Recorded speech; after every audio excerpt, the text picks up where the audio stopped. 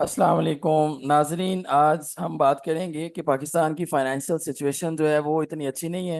اور اس کے اندر اگر ہم بات کریں اپنے ایکسٹرنل ڈیٹ کی تو وہ بہت زیادہ ہیں۔ اگر ہم فورن ریزروز کی بات کریں تو انڈیا کے ریزروز آلموسٹ 500 بلین کے قریب ہیں، 500 بلین ڈالرز کے، اور ہمارے جو ریزروز ہیں وہ تقریباً 10 بلین ڈالرز کے آس پاس ہیں۔ تو آج ہمارے ساتھ موجود ہیں institute of business and management سے پروفیسر ڈاکٹر شاہدہ وزارت صاحبہ۔ تو ان سے ہم بات کرتے ہیں کہ کس طرح سے آئی ایم ایف جو ہے وہ استعمال کیا جاتا ہے ایز این انسٹیٹیوٹ۔ امریکہ کہیں ایسا تو نہیں ہے کہ فورن پالیسی کو کنٹرول کرنے کے لیے ان اداروں کو استعمال کرتا ہے، اور آئی ایم ایف کا ہماری معیشت پر کیا اثر ہوتا ہے؟ تو ڈاکٹر صاحبہ السلام علیکم، کیسے ہیں آپ؟ وعلیکم السلام جی، اللہ کا شکر ہے، تھینک یو، آپ ٹھیک ہیں؟ الحمدللہ جی۔ ڈاکٹر دیکھیے، صاحبہ آپ کا ویو آئی ایم ایف کے اوپر، ہمارے ڈیٹ کے اوپر، ہماری فائنینشیل سچویشن کے اوپر آپ کائنڈلی تھوڑا سا ایکسپلین کر دیں کہ کیسے جو ہے یہ سب کچھ ہو رہا ہے۔ دیکھیے بات یہ ہے کہ آپ دیکھیے بہت سے ملک آئی ایم ایف کے پاس جاتے ہیں، ہندوستان بھی گیا، ٹرکی بھی گیا اور بہت سے ملک گئے، مگر جب انہوں نے دیکھا کہ ان کی معیشتوں کے ساتھ یہ کھلواڑ کیا جا رہا ہے اور ان کی معیشت بالکل تباہ ہو رہی ہے، تو اس کے بعد نہیں گئے۔ ہندوستان اب کبھی نہیں جاتا ہے، اور یہی وجہ ہے جو آپ شروع میں کہہ رہے تھے کہ ہندوستان کے یہ جو ریزروز ہیں یہ اتنے زیادہ ہیں، وہ یہی وجہ ہے کہ وہ آئی ایم ایف کے پاس نہیں جا رہا ہے، بہت سالوں سے نہیں گیا ہے، اور اب بہت سے ملک نہیں جا رہے ہیں، اور جیسے ہی وہ آئی ایم ایف کے پاس جانا بند کرتے ہیں تو ان کی معیشت جو ہے وہ گرو کرنا شروع کر جاتی ہے، شرح نمو بڑھنے لگتا ہے، ملازمتیں ہو جاتی ہیں۔ تو یہ بات ہے کہ بڑی طاقتیں جو ہیں، امریکہ ہے، برطانیہ ہے، انہوں نے یہ ہر ملک کے لیے دیکھیے یہ طے کرتے ہیں کہ کس ملک کو کتنا آگے بڑھنے دینا ہے، اور جس ملک کو آگے نہیں بڑھنے دینا ہے، جس مثال کے طور پہ مسلمان ملکوں پہ دیکھیے کہ آج کل کتنا غیظ و غضب ہو رہا ہے، فلسطین میں دیکھیے، کشمیر میں دیکھیے، تو یہ ان کو تو بالکل مطلب قتل کر رہے ہیں، مگر پاکستان چونکہ ہمارے پاس نیوکلیئر ایسٹس ہیں تو ہمیں ابھی معاشی قتل کر رہے ہیں ہمارا۔ اگر ہمارے پاس نیوکلیئر ایسٹس نہیں ہوتے تو ہمارا بھی فزیکل قتل ہو رہا ہوتا، مگر چونکہ ہمارے پاس وہ ہیں نیوکلیئر ایسٹس، ٹیکٹیکل میسائلس، تو اس لیے ابھی وہ ہمیں معاشی طور پہ بدحال کرنے، اور اس لیے ہمیں آپ دیکھیے کہ جب ایک پروگرام ختم نہیں ہوتا، جیسے ہی ختم ہوتا ہے تو دوسرے پروگرام کی بازگشت شروع ہو جاتی ہے، اور اس دفعہ یہ ہوا کہ جیسے یہ پروگرام ختم ہوا، بلکہ وہ یہ کرتے ہیں کہ وہ حکومتیں لے کے آتے ہیں، اور ان کو حکومتوں کو لانے سے پہلے ان سے طے کروا لیتے ہیں کہ ان کو آئی ایم ایف کے پاس جانا ہوگا،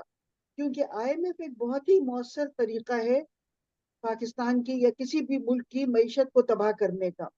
تو ابھی دیکھیے جیسے یہ پچھلا پروگرام ختم ہوا تھا تو امریکہ کے صدر نے کہا کہ ہمیں کوئی اعتراض نہیں ہوگا اگر پاکستان آئی ایم ایف کے پاس جائے، اور پھر یہ ایک دفعہ کہا اور پھر دوبارہ 6 مئی کو ایک اور بیان دیا کہ پاکستان اور آئی ایم ایف آپس میں طے کر لیں کہ وہ مطلب اپنی اگریمنٹ کر لیں۔ تو وہ یہ ہوتا ہے کہ وہ ہمیں اس لیے لے جا رہے ہیں آئی ایم ایف کے پاس، کیونکہ آپ دیکھیے ہماری معیشت جو تھی ایک بہت خوشحال معیشت تھی، 1960 میں دیکھیں کہ پاکستان جو تھا وہ بہت ملکوں کو لیڈ کر رہا تھا، یہ سارے ملک جو یونائٹیڈ عرب ایمریٹس ہیں اور کوریا ہے اور یہ سب ہیں، یہ پاکستان کو دیکھ کے اپنی پالیسیاں بناتے تھے، مگر ہم تیزی سے ترقی کر رہے تھے، حتیٰ کہ 80 کی دہائی تک ہم بہت تیزی سے ترقی کر رہے تھے، مگر پھر یہ فیصلہ کیا گیا کہ ہمیں اس ترقی کو روکنے کے لیے آئی ایم ایف کے پاس لے جایا جائے گا، اور پھر آپ دیکھ لیجئے rest is in front of you کہ آپ اچھا دیکھیے کیا ڈاکٹر ہو صاحب، رہا ہے آپ ہماری نے ملک میں۔ ایک چیز کو بڑا زیادہ ہائی لائٹ کیا ہے کہ جو کنٹریز جو ہیں وہ آئی ایم ایف کے اس دنگل سے نکلے ہیں یا جنہوں نے اپنا پروگرام لینا چھوڑا ہے تو وہ خوشحال ہو گئے ہیں، لیکن یہاں پہ ایک اور پوائنٹ تھا کہ امریکہ جو ہے، جیسے آپ نے کہا کہ جو بائیڈن کا بیان تھا مئی کے اندر کہ پاکستان اگر آئی ایم ایف کے ساتھ ڈیل کرتا ہے تو ہمیں کوئی ایشو نہیں ہے، تو اس کا مطلب یہ ہے کہ یہ ایک پورا وہ سسٹم ہے جس کے تھرو جو آپ بات کر رہی تھی۔ تو آپ کائنڈلی تھوڑا سا یہ بتا دیں کہ اگر ہمارے ڈیٹ جو بڑھ رہے ہیں تو کس طرح سے ہماری معیشت کو یہ کنٹرول کرتے ہیں؟ مطلب ایک تو ہماری فورن پالیسی ہے، اور دوسرے نمبر پہ اور کون کون سے فیکٹرز ہیں جن کو وہ دیکھ رہے ہوتے ہیں؟ آپ دیکھیے اس کے لیے آپ کو ان کی شرائط کو دیکھنا ہوگا۔ آپ دیکھیے آئی ایم ایف کی جو شرائط ہیں وہ آپ کو پیسہ دیتے ہیں اور اس کے بدلے میں کنڈیشنلٹیز ہوتی ہیں ان کی. مثال کے طور پہ وہ ایک یعنی کہ بجلی کے نرخ کسی ملک میں یہ تماشا نہیں ہوتا ہے کہ بجلی کے نرخ ہر کچھ ہفتے کے بعد بڑھا دیے جائیں.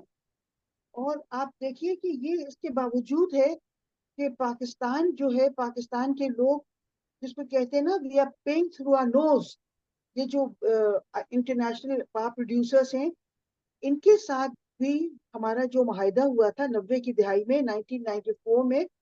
تو وہ ورلڈ بینک نے اس میں بہت کلیدی رول ادا کیا تھا. دیکھیے صرف آئی ایم ایف کی بات نہیں ہے, یہ سارے جو ادارے ہیں مغربی ادارے, یہ بالکل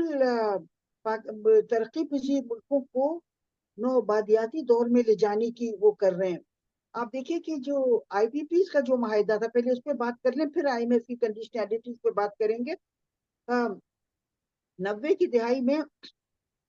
پتا چلا کہ ہمیں بہت سخت ضرورت ہے, بہت کمی ہے اس کی پاور کی.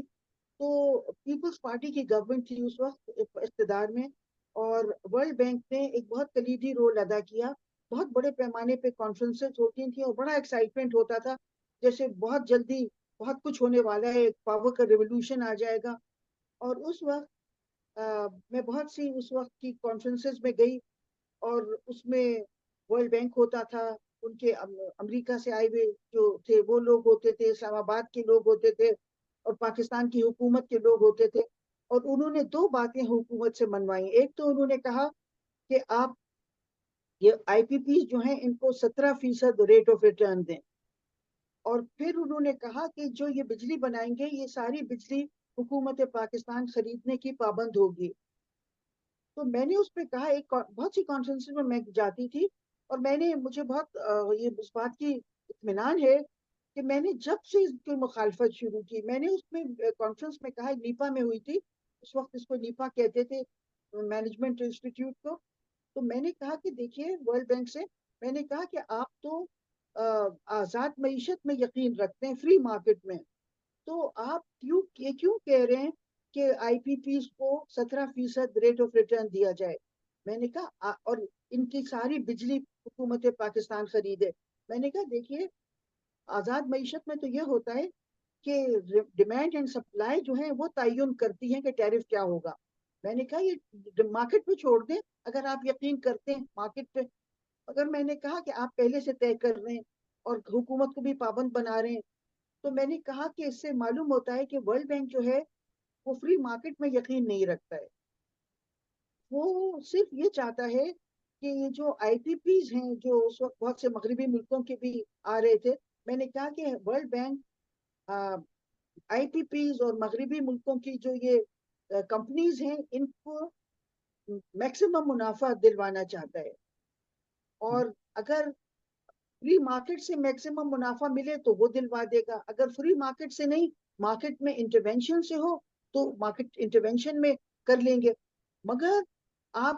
فری مارکیٹ میں اگر یقین رکھتے ہیں تو آپ ان کو آنے دیں اور مارکیٹ طے کرے ڈیمانڈ اینڈ سپلائی کے کیا ان کا ٹیرف ہوگا. جی ڈاکٹر تو اس کے صاحبہ بعد آپ کا کانفرنس شکریہ. ختم ہوا. آپ نے بڑی ڈیٹیل میں آئی ایم ایف کا جو رول تھا اور کس طرح سے امریکہ ان اداروں کو جیسے ورلڈ بینک کو, آئی ایم ایف کو, فیٹ ایف کو, ایف ٹی ایف کے تھرو ڈفرینٹ جو خاص طور پہ مسلم کنٹریز کو بین کرنا, ان کی پالیسیز کو کنٹرول کرنا, فورن پالیسی کو کنٹرول کرنا, تو یہ ایک کامن سا ایک لمبے ٹائم سے چل رہا ہے. تو اللہ کرے کہ ہماری جو گورنمنٹ ایسی پالیسیز بنائے, ہماری جو فورن پالیسی ہے وہ کسی طرح سے انڈیپینڈنٹ ہو جائے, یعنی کہ ہم جسے کہتے ہیں نا کہ حقیقی آزاد ہو جائیں. تو ہماری جو اکانومی کے حالات ہیں, ہم اپنی پالیسیز کو خود جو ہے وہ ڈیزائن کریں, فارمولیٹ کریں اور ان کو اپنے طریقے سے امپلیمنٹ کریں. تو انشاءاللہ آگے جو ہمارا آئی ایم ایف کا متبادل پلان ہے اس پہ بات کرتے ہیں نیکسٹ شو میں. تو ابھی تب تک کے لیے اللہ حافظ.